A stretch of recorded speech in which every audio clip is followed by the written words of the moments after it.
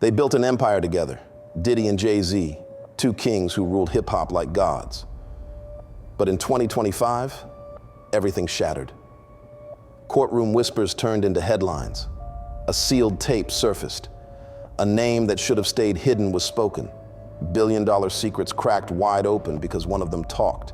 And in the shadows of that fallout, I was handed the Elena Vargas files. I didn't ask for this. I didn't chase the truth. But I woke up chained to a floor, pulled into a game I didn't design, not as a witness, but as a test. No rules, no mercy, just a clock and a choice. And when it was all over, when the screaming stopped and the silence returned, Jigsaw didn't just see the worst in them, he saw something in me. And now, you will too. I woke up to a nightmare. Not the kind you shake off, not the kind that fades when you blink. This one was waiting for me, heavy and patient, like it knew I'd eventually open my eyes again.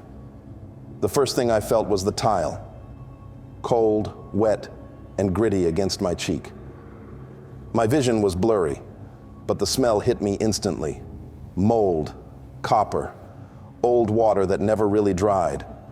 The same bathroom, the same busted light flickering like it was dying in slow motion.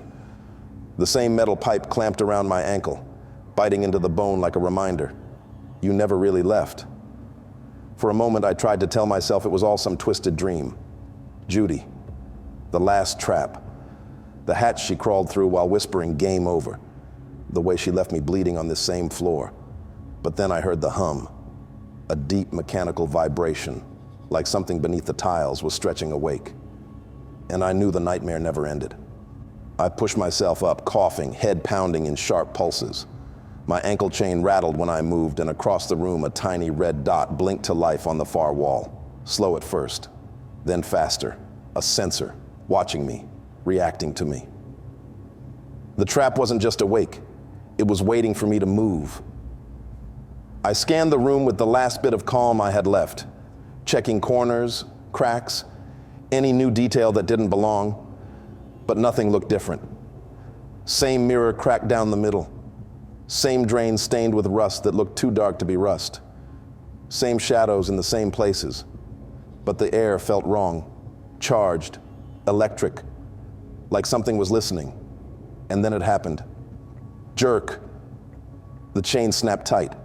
My leg whipped out from under me, and I hit the floor hard, elbow smashing against the tile. Jerk. The pipe squealed like it was screaming, internal locks shifting like bones grinding against each other. Wait, stop! The wall behind me split open. A vertical seam tore down the middle and slid apart, revealing a pitch-black corridor that smelled like cold metal and dead air. I never even got the chance to stand. The chain pulled, hard. My hands clawed at the floor, nails scraping uselessly. My body slid across tiles slick with moisture and grime. My shoulders slammed into the doorway as the chain dragged me into the dark throat of the tunnel. Pipes burst steam around my face. Metal ribs scraped my back. Darkness swallowed me whole. The floor suddenly dropped beneath me, and I slid down a graded incline like a body thrown into a chute. Then, boom. Light exploded overhead. I hit the ground so hard it rattled my teeth. I rolled onto my back, breath gone, ears ringing. It took a moment before the room stopped spinning long enough for me to understand where I was. A circular chamber, industrial, metal walls, red emergency lights pulsing like a heartbeat. And the platform beneath me was vibrating, like something below it was breathing. The chain unlatched from my ankle with a sharp metallic snap, freeing me in the middle of the room. But I wasn't alone. There were two men strapped into metal chairs across from me, heads locked upright, wrists bound, ankles shackled. Their skin was pale under the red light, sweat pooling along their hairlines. Twins, identical twins. Same face, same build, same terrified eyes darting around the room, and carved into their chests, deep, bloody, fresh. Diddy on the chest of the man to my left, Jay-Z on the chest of the one to my right, not written, not ink, carved. My stomach flipped. I didn't know these men. I had never seen them in my life, but someone wanted me to believe they stood for something. Someone wanted me to choose. A grinding sound vibrated beneath me as a metal table rose from the floor. On it sat two heavy iron weights, a steel balance scale, and above them, a digital clock, 22:22. A CRT television crackled to life above the twins. Static, snow, white noise. Then the voice came through. Cold, measured, judgment sharpened into sound. Jigsaw.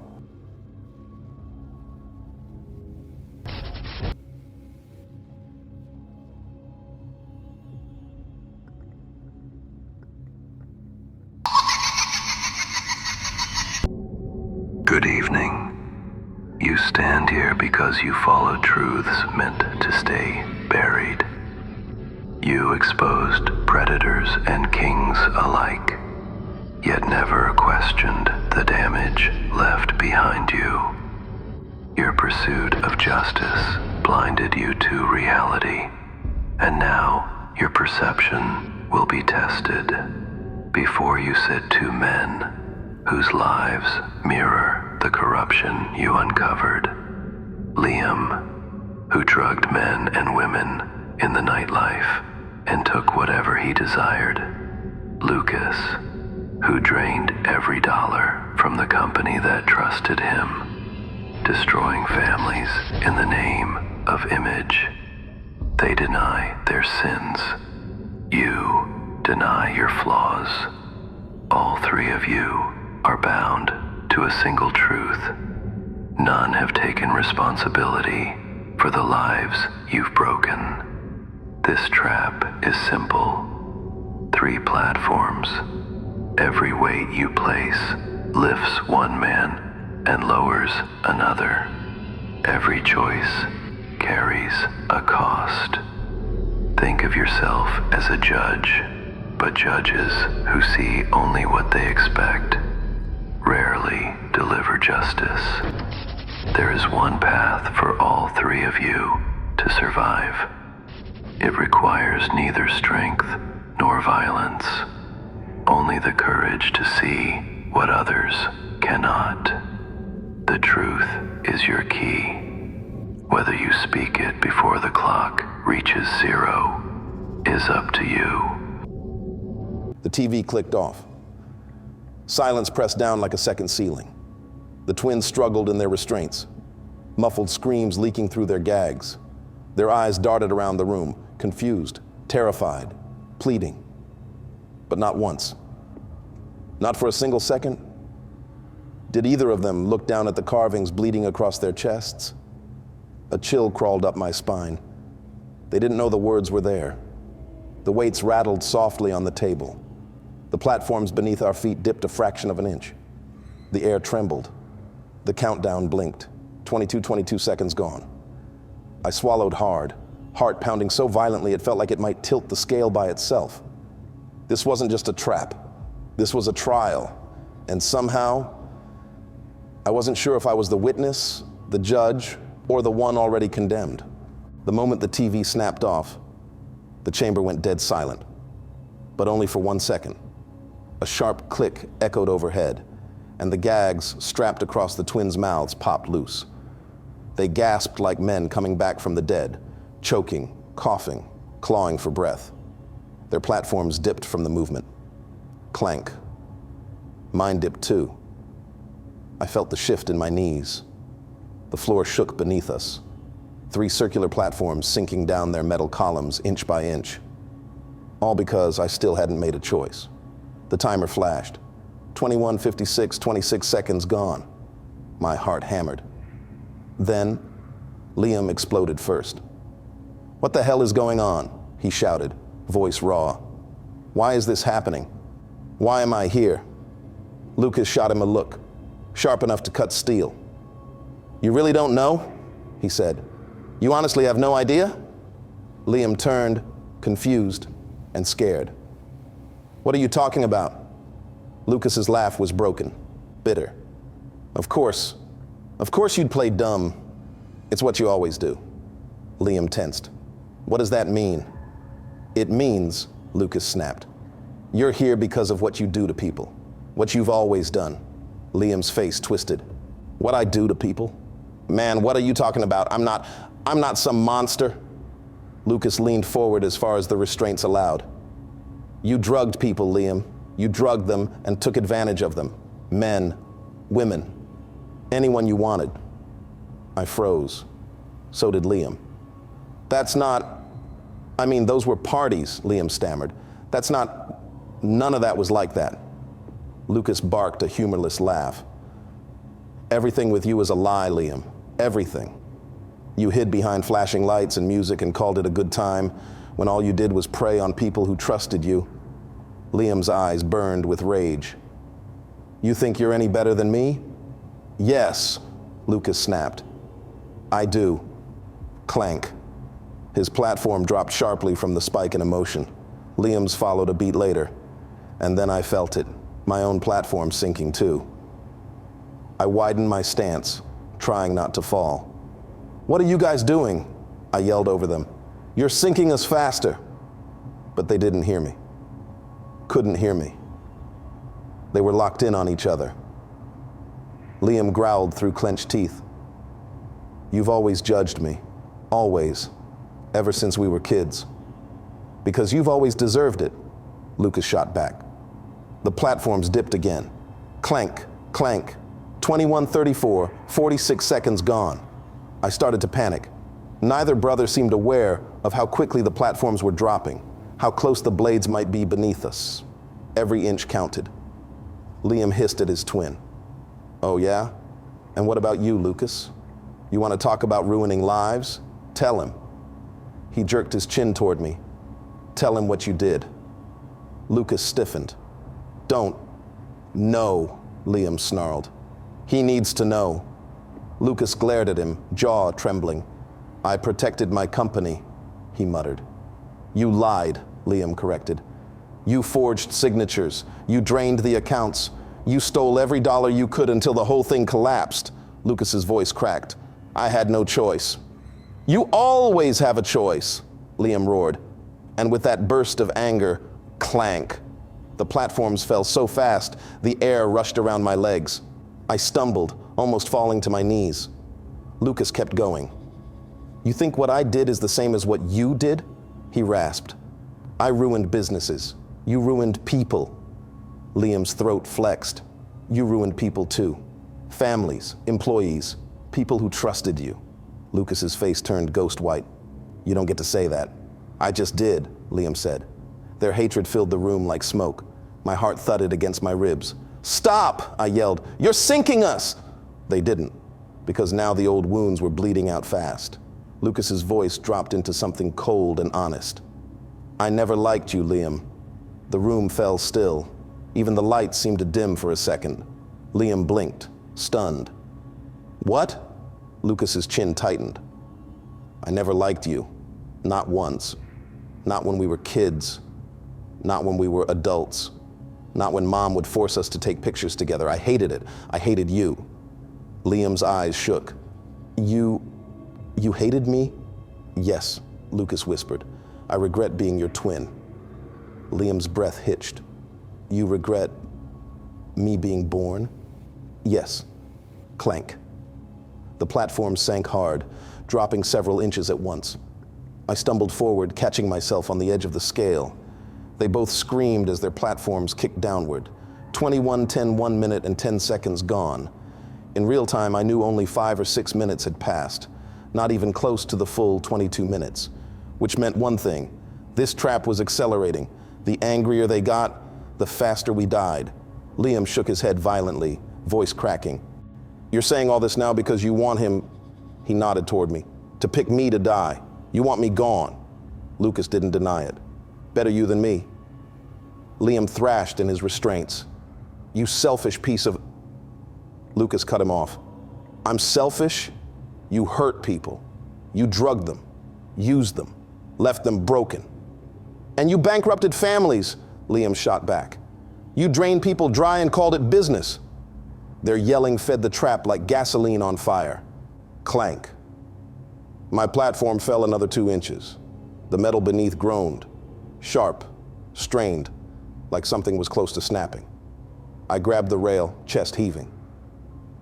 We're going to die, I whispered. Neither brother listened. They were too busy killing each other with words. Liam's voice cracked into madness. If one of us has to die, I hope it's you. Lucas bared his teeth.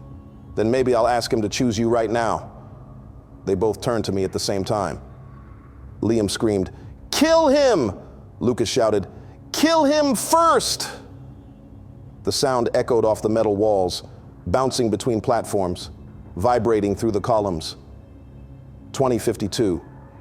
Less than 2 minutes gone, and already half our platforms were below the halfway mark. My brain spun. This wasn't a choice. This was a furnace. The twins weren't simply trying to survive, they were trying to win. They were trying to convince me to do their bidding. I looked at both of them, two strangers, two monsters in different forms, and realized something deeper. One wanted to live. One wanted the other to die. And neither cared what happened to me. Not one glance. Not one help us. Not one save us all. They just wanted to win. My breath shook. The room trembled. The platforms kept dropping. And I knew with sudden clarity, this trap wasn't meant to decide which brother deserved to die. It was meant to see when I would break. Because the truth, I still hadn't made a choice. And the room knew it. The platforms groaned under us like something alive. Not a machine, not a mechanism, alive. Every vibration felt like a breath against my ankles, like the floor was waiting to swallow whoever lost this game. And I still hadn't chosen. The room squeezed around us. My lungs felt smaller. My vision tunneled. The iron weight sat in front of me like it was carved from punishment itself. Cold, judgmental, immovable. Liam and Lucas were drenched in sweat, shaking in their restraints, staring at me like I was the world's last judge. The air was so hot I could see heat ripple off the metal. I grabbed the weight. My arms trembled. My fingers went numb. Liam cracked first. "Don't kill me," he whispered. His voice sounded sick, hollow, desperate. "Please, please don't."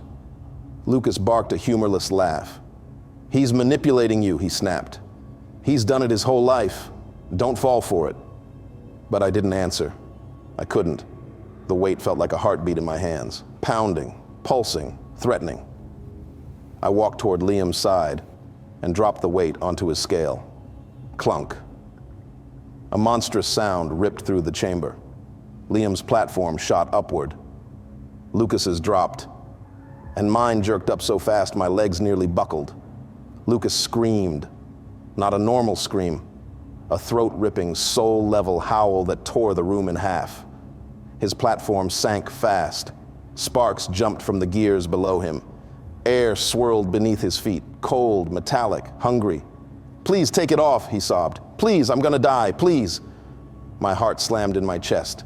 I tore the weight off Liam's side. The scale groaned.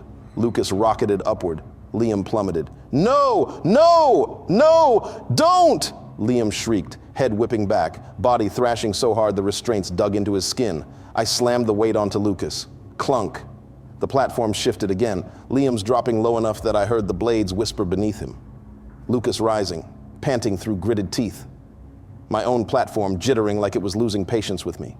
"I don't want to die," Liam cried. "Please, please!" Lucas spat back, voice shaking. "He deserves it." I didn't know what to do. I couldn't breathe. The room felt like it was kneeling on my chest. The weight slipped in my sweaty hands.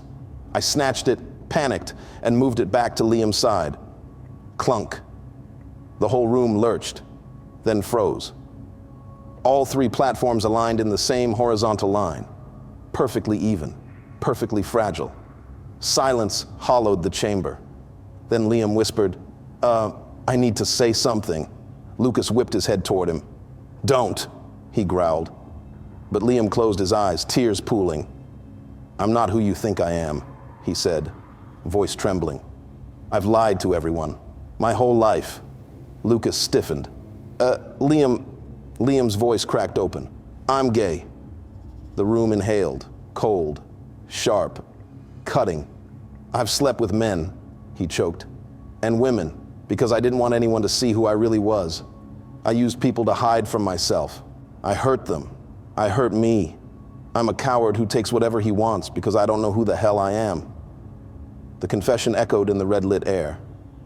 He wasn't confessing lust. He was confessing self-hatred. Lucas stared like he was seeing a stranger. "You lied to everyone," Lucas whispered. Liam nodded, breaking. "I did worse than lie." The heat between them spiked, a lifetime of resentment melting into something uglier. Then Lucas swallowed hard. "My turn." Liam glared. "Tell him." Lucas hesitated. "Tell him," Liam repeated, panic rising. "Or we die here." Lucas exhaled, trembling. "I stole everything," he whispered. "Every dollar, every account. I drained my company dry. All the employees, all the investors, all the savings." His voice broke. "I even took my wife's money. She doesn't know. She thinks we're fine. But the company's dead. And it's my fault. I ruined people's futures because I cared more about looking successful than being good." He stared downward, shaking. "I'm the reason families are broke. People lost their homes. Their lives fell apart because of me." The hatred in Liam's eyes flickered. "You destroyed them," he said quietly. Lucas whispered back, "And you destroyed yourself." For one moment, the brothers weren't enemies. They were mirrors of each other, two men collapsing under the truth. But the room didn't care. The platforms didn't move. Nothing changed, except one thing. My platform sank, an inch, barely noticeable. But I felt it. Lucas's eyes widened. "Why is yours dropping?" he asked, voice thin with fear. Liam stared at me too, tears streaking his face. "We told the truth," he said. "Why isn't it stopping? Why isn't it working?" I stepped back, heart slamming. The sinking was faint but steady. The room wasn't reacting to their confessions. The truth that mattered was mine. I stared at the carvings on their chests.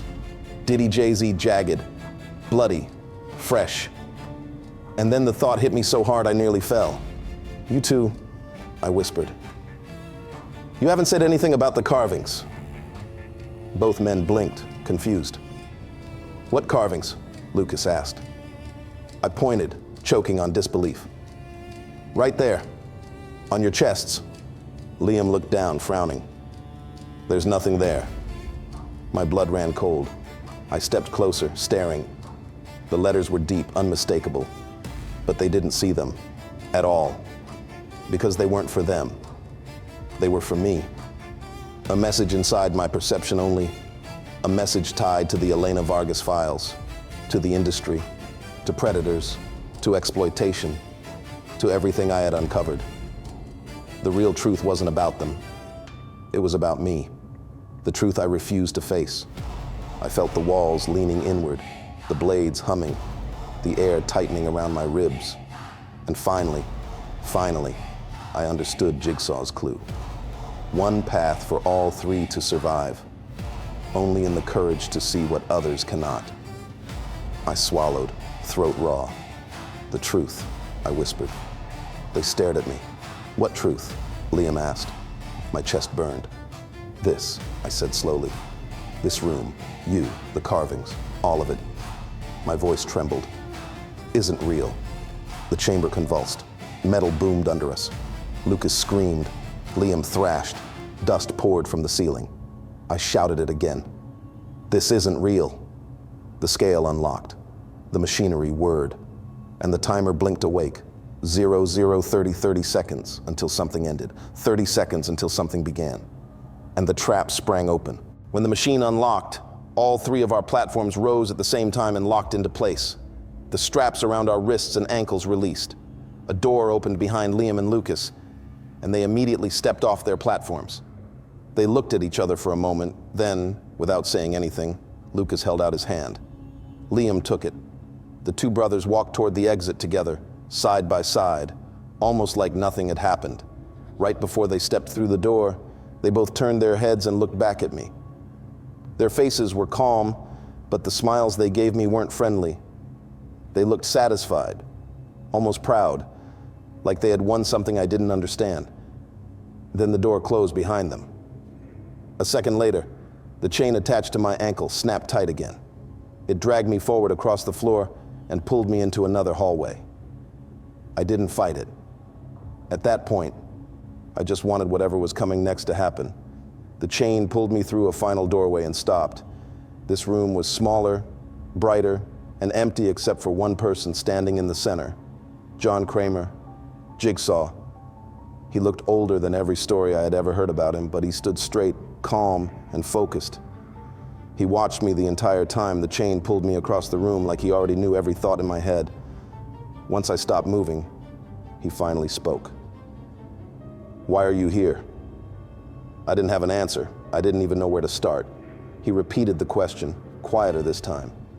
"You're not part of this world, so why are you here?" I swallowed. I don't know. I didn't ask for this. Everything just kept pulling me deeper. First the files, then Judy, then the traps. At the mention of Judy, Jigsaw tilted his head. "You want to find her?" he said, like it wasn't a question. "Yes," I answered. "I want the truth." Jigsaw stepped aside. 2 doors appeared behind him. He pointed to the first door, bright white light pouring out of it. "That door takes you back to your world. You won't remember the traps. You won't remember the brothers. You won't remember anything that happened here." Then he pointed to the second door, darker, with a faint glow behind it. "This door leads you to the truth. If you want answers, if you want to know why you keep getting pulled into these games, this is the only way." I hesitated before asking the question that had been killing me for months. If I go back, do I still have to outrun death? John Kramer looked at me for a long moment. "I don't know what you're talking about," he said. "But if it's who I think you mean, there is no outrunning it." My chest tightened. I already knew that. I just needed someone else to say it. He stepped back, giving me room to choose. I didn't even look at the white door again. I walked straight to the dark one. Jigsaw nodded once. "Not all of us," he said quietly, "are this nice." Then he pulled the door shut behind me. The world blinked, and I woke up. I was on my couch, in my apartment. Everything looked normal. My clothes were dirty, and my heart was racing. But nothing in the room looked touched or disturbed. For a minute, I let myself believe it was over. I even closed my eyes and leaned back, just trying to breathe. That's when I heard the sound. A soft tapping on the window. I sat up and walked to the glass. It was almost 3 a.m. The street was empty. The air was still. But down below, under the streetlight, a little girl in a nightgown was jumping rope. Slow, steady, back and forth. Her rope hit the ground with a soft, repeated slap that echoed through the empty street. There was no reason for her to be out there, no reason for a jump rope, no reason for anything about this to feel so wrong. I stepped back from the window. My apartment suddenly felt too quiet, too still, too unreal. And as I stood there, feeling something shift in the air around me, only one thought came to me. I think I woke up in a new nightmare.